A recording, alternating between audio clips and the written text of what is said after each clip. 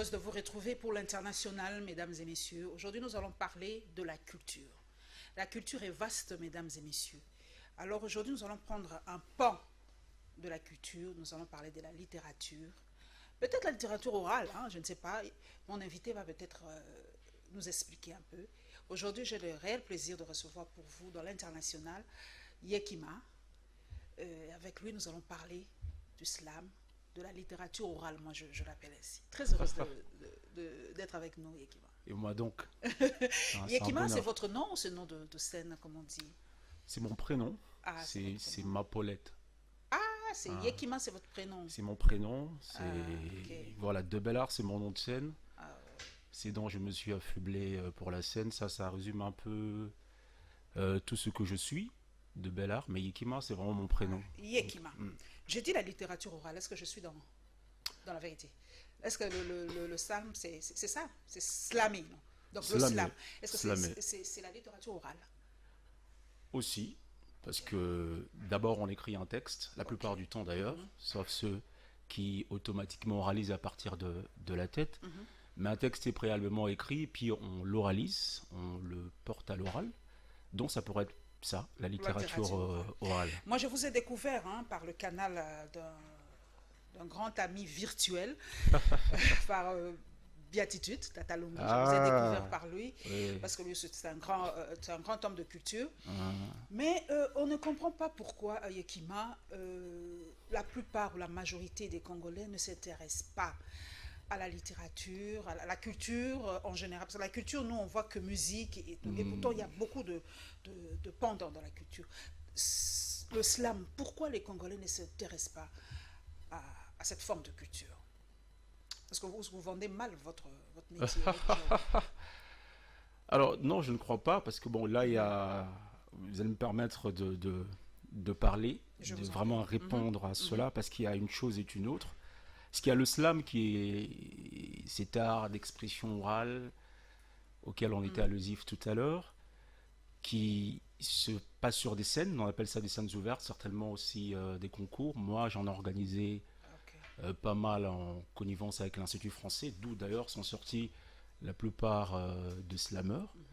Ça, c'est des scènes, certes, qui ne drainent pas encore du monde comme on le voudrait. Si c'est pas des amis, des gens qui se connaissent avec les auteurs et tout ça, ou non pas eux-mêmes de slameurs qui chacun libère une place pour monter, présenter et revient.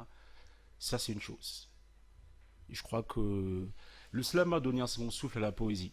Il y a une chanson que j'ai écrite qui s'appelle Qui donne au slam prête à la poésie. Moi, singulièrement, j'essaie de proposer une discipline qui est, non, je dis un style qui est au-delà du slam, qui se mélange avec de la musique que j'appelle afro-slam. Afro-slam, que Afro-slam. nous avons vu lors de la fête de Mamie Léla, c'est ça, avec Non, accompagné de ça musique, c'est c'est pas ça? un peu, Ah ouais. oui, Ah, mais donc ça allez. c'est un peu terne. C'était bien, Mhm. mais c'est pas vraiment ça que je présente. Ok. Ça c'est du slam, hein. C'est Non, ça, avec un c'est fond avec musical, un fond c'est musical. normal. Ok. Alors, en 2012, je fais mon premier spectacle slam, c'est qui est le premier spectacle slam congolais. J'ai dans la salle à peine le membre de ma famille, quelques collègues et plein de chaises vides.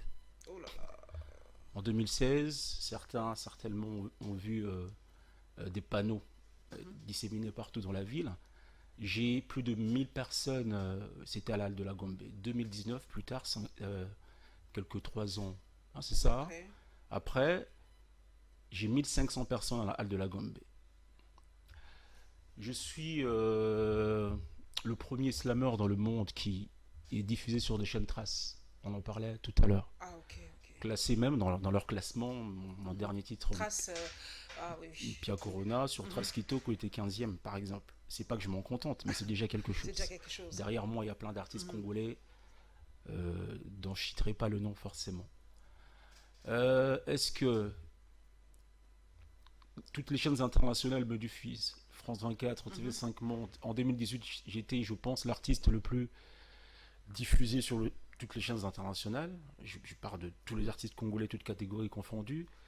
Euh, alors, fort de cela, toute modestie but, dois-je dire que le slam ne conquiert pas, quel que soit Donc ça se faire. ça Donc je commence. pense que Hein. ça commence avec. Sur le plan international, c'est vrai, l'international, c'est ça, nous nous ouvrons. Vous avez été reçu par beaucoup de chaînes étrangères, vous êtes connu aussi à l'international.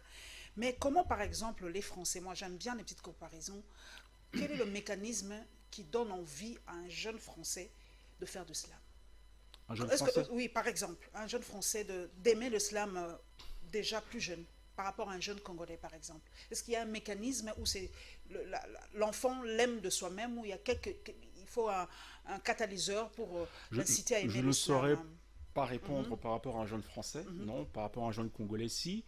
Nous tous, on a grandi avec un peu de poésie à l'école et tout. Donc, on l'a forcément fait à un moment de notre parcours scolaire. Moi, c'était beaucoup plus loin, même humaniste, académique y compris. Donc, il y a, par exemple, pour le slam, je dis que tout le monde peut faire du slam, du moment où on a envie, avec un zeste de créativité. En fait, c'est peut-être qu'on devait commencer par le slam, c'est quoi, en fait? C'est quoi, en fait, le slam? Je l'ai défini comme art, simplement, hein, pour que l'on le comprenne, comme art d'expression orale populaire. Art, parce que moi, je suis artiste, à l'instar d'autres que l'on connaît. La différence est que moi, là où Koffi Olomide chanterait, moi, je Tu peux parle nous en faire un peu comme ça? du slam. Oui, un tout petit peu. Nazamo la bino ya Congo. Napona kosala miziki ya bongo. Lokola na bamboka ya Afrika, balobi na banzembo babengi bagrio. Na lindanda likembe tombonda, bakosakolaka makambo ya mboka. Nga koloboko mokomi, mbebo molobi loketo mobini, molakisi, mokanisi. Elikia nelaka, maipe neloko, popio na motema na lula lolaka. Sango ya songolo, na pesaka te na pakala po songe ya songi echubaka koleka mbeli. Ososoli toli, lobi mbinzo lelo peka peka. Lobi bino lelo eza penga. Mosala ya kokoma se moto kilo ya kozala moto molo. Motema ndako ya bolingo. Bipwepwepo na kalangi ya mino te, yamba penga. Miziki soki eza kitoko, atako loboko ya mbanda nde eza na mbonda, nzoto ekoningana kaka. Mindulu nanga nde maloba. Kombo nanga Yekima. Magnifique. Une belle langue, le lingala, très très belle langue. Vous soulevez un point qui a soulevé aussi beaucoup de discussions dans les réseaux sociaux, c'est le lingala. Une langue aujourd'hui qui est exportée dans le monde. Quand je vois la Côte d'Ivoire, une chanteuse comme José qui chante en lingala, c'est une Ivoirienne. Beaucoup chantent en lingala, mais il y a une forme de... Je ne sais pas si c'est complexe, Yekima. Beaucoup de nos artistes musiciens, ça donne à chanter en français. Est-ce que c'est une sorte de complexe ou c'est une forme d'ouverture? Vous slamez en lingala, je sais que vous slamez aussi en français. Est-ce que c'est interdit à un musicien, un slameur, d'exploiter une autre langue pour se faire entendre d'autres peuples? Du tout, mais le français, d'une manière ou d'une autre, fait partie de nos langues. On en a 4 et une officielle qui est le français, donc ça en fait partie. Après, c'est quoi? Quand deux cultures se rencontrent, une a tendance à dominer l'autre. Donc, la culture, c'est son temps dominé, doit résister en préservant son pan, son authenticité. Moi, j'ai choisi de faire un mélange linguistique. On ne peut pas prétendre toucher l'âme de son peuple avec un moyen de communication emprunté. Il faut un mélange linguistique. C'est ce que j'essaie de faire.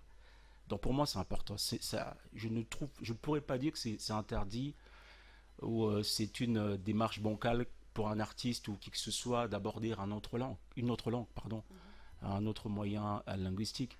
Ces sondes viatiques de communication, on peut aller dans une langue comme dans une autre, pourvu que ça communique. Le plus important, c'est que ça passe un message comme viatique, comme moyen, comme levier.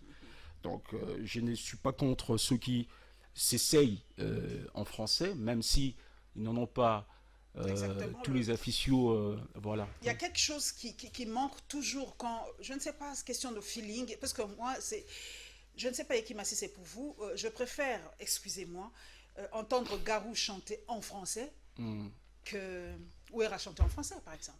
C'est question de choix. Parce que chez lui, c'est sa langue maternelle. Il transmet beaucoup d'émotions en français que Ouera ne pourrait pas, par exemple, transmettre en français. C'est peut-être ma compréhension. Je ne sais pas si Yekima a la même compréhension que moi. Ça dépend. Ça dépend. C'est vrai qu'il y a des cas comme ça. Pour l'exemple que vous avez cité, je pourrais être d'avis. Pareil, hein, parce que moi, je suis... au demeurant un fan de Ouera, mais je le préfère en lingala qu'en français. Ça, c'est un exemple parmi tant d'autres. J'ai écouté une chanson de J.B. Piana en français que j'ai beaucoup aimé. J'en oublie le titre. Kofi plusieurs fois chante en français, je trouve ça Magnifique. magnifique. Donc ça dépend. C'est aussi la dextérité labiale. Les substrats linguistiques, comme on dit, ça joue. Donc. Et pourtant, on nous a dit, par exemple, que Julio Iglesias, parce qu'on prononce comme ça, Julio Iglesias avait cette tonalité espagnole, même s'il chantait en français. Donc, on ne l'a jamais critiqué. Pourquoi il chantait avec cette tonalité lusophone? Pourquoi nous massacrons nos artistes qui ont cette tonalité congolaise? C'est un peu cette discussion que nous avons. Problème le congolais. Je pense qu'on est très pointueux. Okay. On est très pointueux sur le plan des langues, surtout singulièrement du français. On est on tire facilement sur celui qui n'a pas la verve. C'est bien quand on parle anglais, si on en a l'accent et tout, c'est toujours bien. C'est sur le plan du son, l'accent et tout, ça sonne bien, on aime autant le français. Mais nous prenions ici avant le plateau l'exemple des Ivoiriens qui, eux, on en fait quelque chose, le français, parce que c'est aussi ça, qu'est-ce qu'on en fait, le français? Exactement. Qu'est-ce que nous on apporte, qu'est-ce qu'on y injecte dans le français? Voilà, c'est une rencontre linguistique que nous on fait. Nous, on est polyglotte, c'est une richesse que l'on a quand on est congolais. Parce que vraiment, quand on est petit, on a la chance d'avoir un parent qui est d'une certaine provenance, tribu, et un autre, peut-être papa est Mukongo, maman est Moluba. C'est déjà qu'on est polyglotte. Et si outre cela, on a des grands-mères, grands-pères, tout ça, qui ont des origines différentes aussi. On est riche de tout cela. Naître à Kinshasa, ça rajoute à cela le lingala. Donc automatiquement, on est polyglotte avant d'avoir fait ses études pour apprendre le français, soit l'anglais et tout ça. Donc c'est une richesse. Après, on fait des rencontres linguistiques comme ça. J'aime les balouba, pourquoi? Singulièrement. L'accent louba. Il y a ce qu'on appelle, permettez-moi de m'évader un peu, il y a ce qu'on appelle dans la langue les empreintes de paresse et de nécessité. Il y a empreinte de paresse quand le mot existe dans la langue et que l'on recourt quand même à une autre langue pour lui emprunter le même mot. Je parle de Pepo, que je trouve avion que je trouve très beau. Les ans labialiers, Pepo, c'est beau, n'est-ce pas? Mais nous on préfère dire avion. Mais il y a des mots comme Ngunduka. Ngunduka, c'est Mboka. C'est le pays. Ngunduka, c'est pas Mboka? Mon Dieu, c'est quoi Ngunduka? Ngunduka, c'est pas pays. Mon Dieu.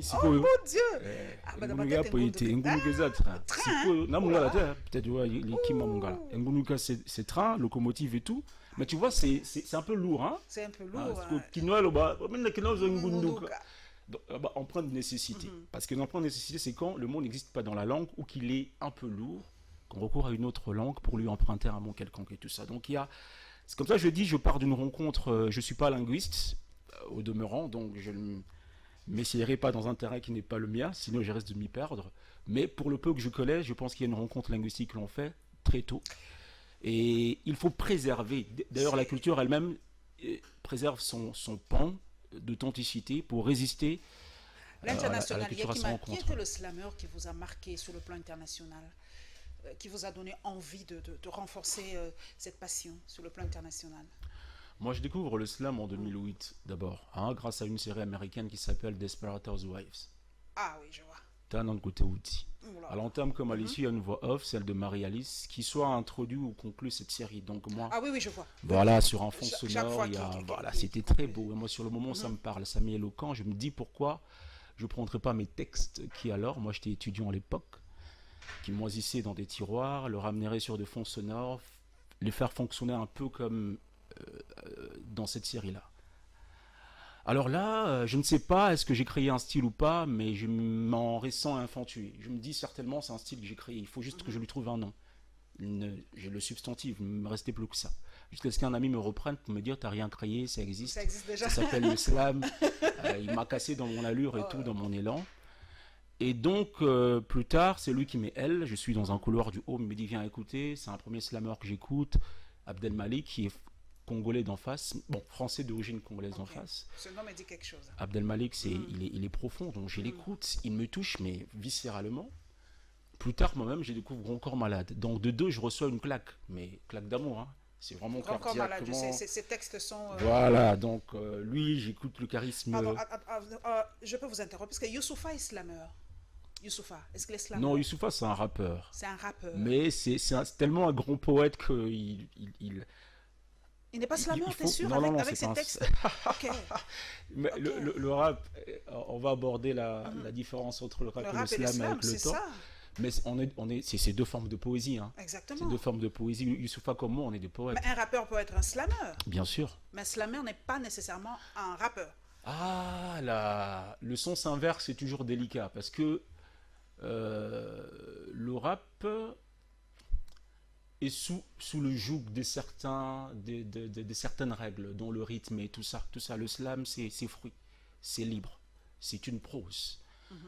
Non, le rap, c'est des métriques, c'est des rythmes que l'on suit et tout, c'est pas comme le slam. Donc, du coup, il y a même une façon d'écrire le rap que n'en a pas le slam. Le slam, c'est beaucoup plus libre. Je peux m'étendre aisément, même m'arrêter pendant que je présente mon texte, vérifier si le public m'écoute, avoir une certaine interaction. Ok. C'est d'une liberté que parfois n'a Rap, pas forcément le rappeur. Après, nous avons une conscience, un rythme intrinsèque au rap comme au slam qui pourrait, ils sont des cousins, sauf que, comme le dit le camp de Boudherbala, l'un est allé à l'école, l'autre. Yekima. J'avais pas fini mon histoire hein, de slam. Oui, de slam. Oui. Donc Vous j'ai avez découvert un- Grand Corps Malade qui, voilà, donc j'ai reçu une claque. Donc c'est comme ça qu'à un moment je me suis dit comment faire pour être à la bonne différence de et Grand Corps Malade et Abdel Malik. Donc c'est comme ça, avec le temps, pour faire bref, j'ai proposé mon propre style qui est l'afro-slam dont tantôt je parlais. Un autre point aussi, c'est l'activisme des slameurs. Je sais que les Noirs américains ne font jamais rien sans politiser un tout petit peu. Les rappeurs américains sont ultra politiques, les slameurs aussi. Est-ce que Yekimar est un activiste? Ou vous slamez par plaisir, ou vous avez un message à transmettre? Est-ce que vous connaissez les Kassala? C'est chez les Balouba. Chez les Balouba, quand quelqu'un L'autopanégyrie. meurt, Voilà. voilà. C'est J'ai vu c'est ça pas, avec pas Papa forcément, Étienne. pas forcément quand quelqu'un meurt, mais même Ok. voilà, du vivant de qui que ce soit. C'est C'est l'autopanégyrique. ça, Mabanga, c'est ça, Kokumisa, quelque chose comme Kokumisa, ça. Voilà. l'auto-louange, voilà, ok. cette approche laudative. Il y a aussi chez les Batoban les Mbaku et tout ça qui parlent et tout ça. Bon. En général, il y a les griots. Quand moi j'étais gosse, je suivais Barza sur la RTNC et tout, les contes et tout cela. Moi, à l'instar des griots, parce que les griots, le slam en soi, c'est un mouvement qui est parti des États-Unis pour la France, et puis ici c'est aux alentours de 2006, 2008 et tout, 2008 surtout. L'oralité dont se sert le slam pour se faire, elle est africaine. Elle vient de nos griots. Elle n'est pas, moi, le style que je fais, je croyais quand j'ai commencé que c'était un style qui me revenait de l'extérieur. Non, c'est un style africain. C'est l'oralité, je suis un orateur. En tant que orateur, comme les griots, je suis témoin de ma société. Exogène et endogène. C'est que j'écris, c'est ce que ma société me renvoie en bien ou en mal. Cette émission qu'on est en train de réaliser aujourd'hui, si ça me plaît, si ça me parle, si ça m'est éloquent, ben le lendemain, je ponds un texte, aisément. Je l'attends avec impatience. Surtout vous êtes belle comme ça, donc j'ai liste d'écrire des trucs. Donc, c'est un peu ça. Ok. Moi, ce que j'écris, c'est ce que la société me renvoie. En bien Donc ou en vous mal. êtes un activiste sans le vouloir. Je suis témoin de ma société, appelez-moi comme vous voulez. Politicien, activiste, député, journaliste, alter ego. Je fais de la chronique, je suis satirique parfois. Mais tant que vous, les politiciens, c'est que vous faites, vous me renvoyez des mots, des sujets à écrire, mais moi, je les écris. Tant que vous qui êtes musicien, me renvoyez. Voilà, je suis juste un témoin oral de ma société, un guide oral en même temps. Ce que je raconte, c'est vraiment, je suis dépositaire de. Là, la dernière chanson que j'ai écrite, ça s'appelle Pia Corona. Je ne sais pas si vous l'avez vu. Oui, je l'ai vu sur Trace. Pia Corona. Donc, c'est pas une chanson qui, au demeurant, du reste, porte sur le coronavirus. Non, du tout. C'est une chanson qui raconte une période donnée pendant la crise du coronavirus. Donc, cela dit, si quelques années plus tard, votre enfant vous posait la question, votre coco, je ne sais pas qui, qu'en était-il? J'ai appris qu'il y avait En 2020, en 2020 une grande période de crise. Mamie, raconte-la moi, cette période-là. tu dis, bon, écoute, non, attends, pourquoi je... Tu prends la... Écoute ça. Écoute, simplement, autant les années Zaïre, je te présente Oui, j'ai Kinshasa vu avec une les carte années postale. Zaïre. Voilà, donc l'idée pour moi, c'est cela. Après, il y en a, par exemple, lors des années Zaïre qui m'ont inquiété. C'était une période donnée. Dernièrement, d'ailleurs, lors de la présentation de Mamie Léla, il y a un Moura. J'ai dit moi la Moura, mon papa Moura, qui a les années Zaïre ne sont pas toutes des années Za. m'a dit ok, de moi la Moura. Lelo, ça passe. Mon acquis. Parce qu'à l'époque, on a ceux qui moi Moura, c'est moi les tuer, les qui sont inquiets.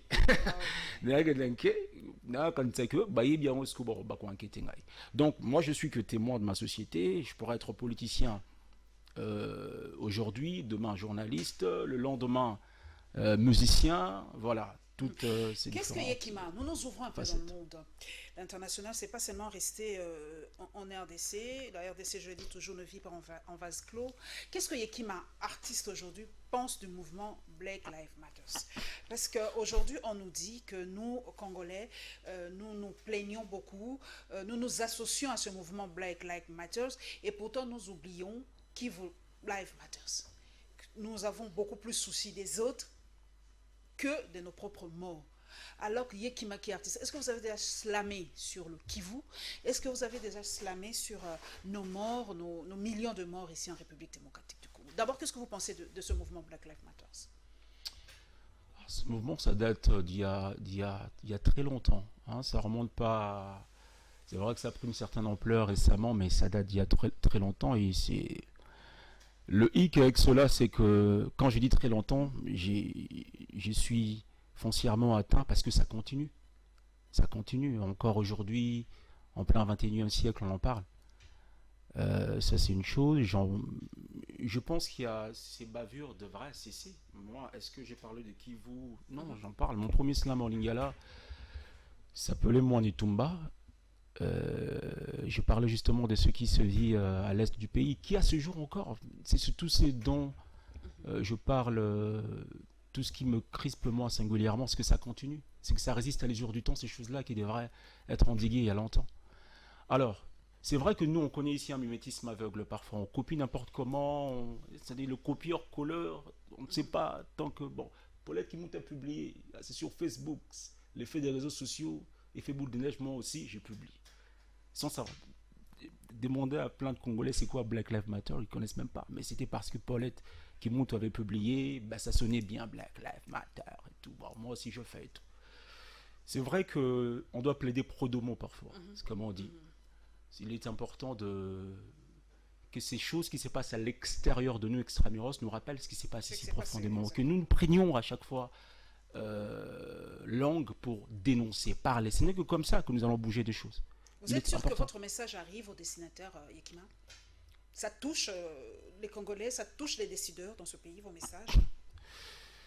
Il y avait une question qui m'avait été posée par une journaliste aussi comme ça, parce que nous, moi j'ai lancé Pia Corona et tout, quelques temps après, on décrétait, comment on disait ça déjà? L'état d'urgence? Non, la levée. Ah, la levée d'état d'urgence, ok. Voilà, donc elle me demandait si c'était à cause, je sais pas, moi, ce sont des, comment on dit ça? J'ai des cibles comme ça, mais ce sont des balles perdues, ou balles gagnées. À qui sera touché. Peut-être bien mais non, que ça. Vous êtes, comme vous l'avez dit, acteur des temps présents. Il y a ce phénomène qui refait surface, Yekima, c'est le tribalisme en République démocratique du Congo. C'est vrai que c'est pas seulement ici chez nous, hein, l'international c'est s'ouvrir. En Chine, par exemple, il y a les Ouïghours qui sont massacrés. Aux États-Unis, ce sont les Noirs qui sont massacrés. En France, bon, il y a toujours un petit peu de racisme. En Europe, c'est presque tous les jours, le racisme est presque banalisé. Revenons chez nous. Est-ce que Yekima a déjà slamé sur le tribalisme? Qu'est-ce que vous pensez du tribalisme? Oui, il y a une chanson qui va sortir les jours à venir. Donc j'ai fini de l'enregistrer. Je le clip incessamment, ça s'appelle 450 égale 1. 450 égale 1. 450 tribus. Ethnies qui ne, en dépit de ces différences, nous ne formons qu'un seul peuple. Non, le tribalisme n'a pas sa place au Congo. dans cette chanson, j'ai fait exprès de reprendre, ma foi, si j'en parle, on va encore me taxer de moboutiste, mais c'est pas le cas. En tout cas, euh, c'est vrai que les années Zaïre, l'idée pour moi, c'était de raconter une certaine période donnée. Si ça ne fait pas de moi moboutiste pour autant, mais je pouvais pas le détacher Mobutu des années Zaïre. Parler des Zaïre, ça parle de Mobutu. Je dis dans cette chanson-ci, j'ai repris une petite partie de... Les discours de Maréchal? Non, non, de l'hymne national Ok. de la Zaïroise Zaïroise. dans la... L'idée pour moi, c'est quoi? D'évoquer, de ramener dans la tête des gens l'unité qu'a longuement prôné Mobutu. Il était important quand même d'aller dans ces années-là aussi piocher ou ramener de là certaines belles choses qu'il y avait, en dépit de toutes les bavures qu'on y a vécues et tout. Et le marasme dans lequel certainement Mobutu nous a plongé parfois.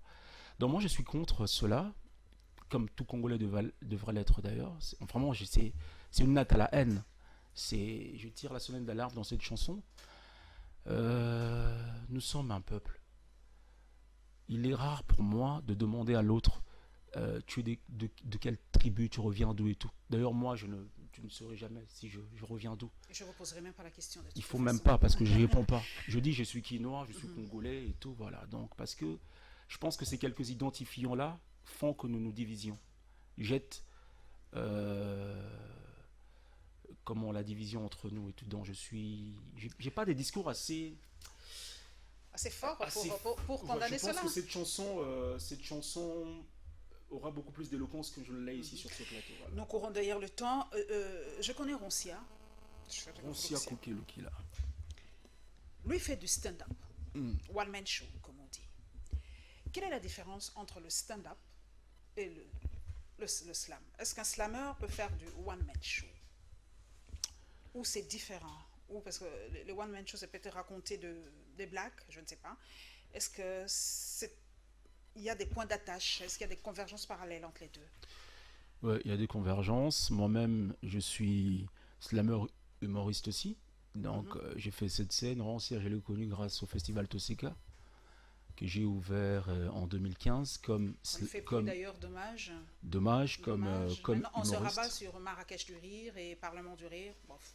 Nous qui adorons l'humour, nous adorons la culture, nous sommes obligés de regarder ce festival. Mais Rancière continue à organiser des choses, hein. Il faut aller le voir. Donc, non, il y a beaucoup de points convergents. D'abord, on fait du stand-up, nous tous. On est debout devant un public. Moi, généralement, dans mes slams, et comme la plupart des slammers d'ailleurs, on y ingère une drôlerie, ce que j'appelle la drôlerie poétique. C'est quand même drôle, on aime faire rire, que ça soit pas assez terne. Trop terne. Même si... Sinon, les gens vont s'endormir. Ouais, ça devient barbant quand même, ouais, au bout d'un certain moment. Donc, non. Seulement, il y a beaucoup plus d'aisance pour un slammer de faire du stand-up pour un stand-upper de faire du slam. Et tout. Je pense, en tout cas modestement. De culture. Non, on est proche à beaucoup de convergences parce qu'on utilise la parole d'abord. Nous sommes des orateurs qui racontons la plupart du temps notre société. Certains font de blagues. Après, même dans le stand-up, il y a beaucoup de différences. Il y en a qui font vraiment de blagues de chez blagues. Il y en a qui racontent vraiment des histoires vraies de la vie. Moi, quand j'ai fait du stand-up, mon texte, ça portait sur nos jeux d'antan. D'ailleurs, je vais sortir le jour à venir ce titre-là qui s'appelle Bissakana, qui raconte, c'est l'univers ludique de notre enfance. Donc c'est ce que j'ai raconté. Toute la drôlerie était portée sur le fait que les gens se rappelaient des choses et rigolaient. C'était pas des blagues drôles au préalable que j'avais écrites pour porter sur scène, mais c'était juste des histoires que j'ai racontées. Donc il y a de blagues, il y a ceux qui font vraiment des blagues, de blagueurs et tout. Il y a ceux qui ça seront aussi assez l'expliquer mieux que moi. Voilà, nous allons terminer par cette question pratique. Nous d'ailleurs on dit journalisme et les sarabis sautés. C'est une passion, c'est une vocation, c'est comme être maître d'école primaire. Est-ce que le slammer vit de son art en République démocratique du Congo? Parce que chez les autres, en tout cas, je pense que quand je vois aujourd'hui le plus grand humoriste, comment il s'appelle encore, celui de Marrakech du Rire, le nom m'échappe, oh mon Dieu. Jamel Debbouze. C'est le plus grand, le plus connu. Il vit de son art et aujourd'hui il crée des festivals partout dans le monde. Quand je vois Maman, par exemple, c'est pas un slammer, mais il vit de son art. Et ici, en République Maman, démocratique... par contre, fait faire du slam. Ah, lui, il fait du slam. Non, il n'en fait pas. Mais il n'en fait pas, mais quand même... il peut faire du slam. Il peut faire du slam parce qu'il a un bel orateur. ouais. Vraiment, Très cherché, vraiment. très... C'est ça la question. Yekima vit de son art ici en RDC. Moi, singulièrement, vous savez, différentes questions que vous me posez, parfois, ça pose la problématique de l'ego et de l'altérité. Je ne veux pas être égocentrique, mais bon, moi, je vis de mon art. Un peu, hein, Ok. pas comme je le voudrais. Il faut que je reste vrai Mhm. et transparent. De toute façon, l'humain, c'est un éternel insatisfait, moi le premier, dans tout ce que j'ai fait, donc je voudrais gagner beaucoup plus. Beaucoup plus. Je, je vis de mon art. Cependant, en général, je ne pense pas que le slam aujourd'hui puisse avoir la prétention de faire vivre son acteur. Hein. Voilà, donc il y a encore du chemin à faire. Moi, je suis dans la rampe de lancement. Je suis vraiment dans la rampe de lancement. Je n'ai pas la prétention d'être arrivé où que ce soit. Le schéma est encore lent, sur le 10 000 pas qu'il nous reste à faire, on en a peut-être fait seulement 100. Mais il est important aujourd'hui, parce qu'on est des modèles de certains jeunes, de leur dire qu'on a quand même... Quel est le message? Nous sommes vraiment en affaire. Accordez-moi pour cette seconde. Yekima, les jeunes qui veulent slammer, qui ont envie de slammer, qu'est-ce que vous leur dites comme message d'espoir, message de la fin pour clôturer cette émission? Oser avec un zeste de créativité, oser porter la parole. Écrivez ce que vous avez dans le cœur, portez-les à l'oral, partagez entre vous, n'hésitez pas. C'est pas sorcier d'être slammer, il n'y a pas de recette Il y miracle. a des femmes qui Il y a slament. des femmes slameuses, il y en a de plus en plus. Il y en a de plus en plus, elles sont formidables Vous d'ailleurs. pouvez nous en citer, je suis un peu féministe, je suis désolée. Vous pouvez nous en citer. Sarah Bopima, Ok. Donso Seme, Larissa Diakana, Ah Diane oui, coucou Bajika, Larissa, oui, oui. Il y en a qui beaucoup. d'autres, il y en a moult femmes. Beaucoup, en tout cas, courage à toutes Toutes ces... belles et toutes slameuses Voilà, à la fois. moi, je suis vraiment pas slameuse, désolée. Moi, je ne pose que des questions. Je vous en ferai une si vous voulez. Voilà, sans C'est ma problème. passion, j'aime poser des questions, mais je n'ai pas cette faculté de slammer. À chacun son art, à chacun sa passion. Merci Yekima, Merci à vous, vraiment c'est d'être un passé, honneur. d'avoir parlé de ce bel art qu'est le slam. Alors, il nous a dit, osons, osez. Ce que vous ressentez, mettez-les sur l'écrit et partagez aux autres. Je crois que ça sera une très très bonne chose. Merci et on Merci se beaucoup. retrouvera prochainement, mesdames et messieurs.